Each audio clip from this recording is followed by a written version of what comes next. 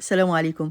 ايه رأيكم بقى النهارده نعمل القمر ده؟ طاقية السلطان الترند اللي مكسر الدنيا. اول حاجة جبت 3 كوبايات دقيق عليهم رشة ملح وكمان معلقة من الخميرة و3 معالق من السكر.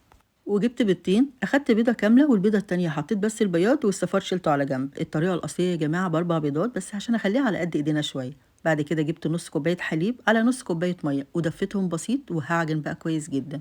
هتلاقوا العجينة معاكم سايلة شوية، خدوا نصها وحطوا عليها معلقتين أو 3 من الدقيق لحد ما تتماسك، وعجنوا كويس جدا. وبعدين حطوا معلقة ونص تقريبا من الزبدة وبرده كملوا عجن. شيلوها بقى على جنب وجيبوا النص التاني حطوا عليه معلقتين من الكاكاو وعجنوا برده كويس قوي. وبعدين كملوا بقى عليها الزبدة اللي هي برده معلقة ونص، وعجنوا مش أقل من 3 4 دقايق. وبعد كده بقى سيبوها تخمر مش أقل من ساعة، وبعد ما تخمر افردوها بقى زي ما انتوا هتشوفوا دلوقتي كده. الأول أنا بدأت بالكاكاو علشان أشيلها على جنب، وبعد كده حطيت بقى التانية وفردتها برضو. حطيت بقى اي شوكليت عندكم، اي مربى، اي حشوه انتوا عايزينها حطوها زي ما انتوا شايفين كده على بعض، وابداوا قطعوها بسكينه او باي حاجه، وبعدين لفوها بالمنظر ده. وهاتوا بقى صينيه مناسبه وابداوا بعد ما تلفوها حطوها في الصينيه دي. انا الاول حطيتها في الكبيره دي فلقيتها كبيره قوي، نقلتها في اللي اصغر منها، سبتها بعد كده تخمر نص ساعه.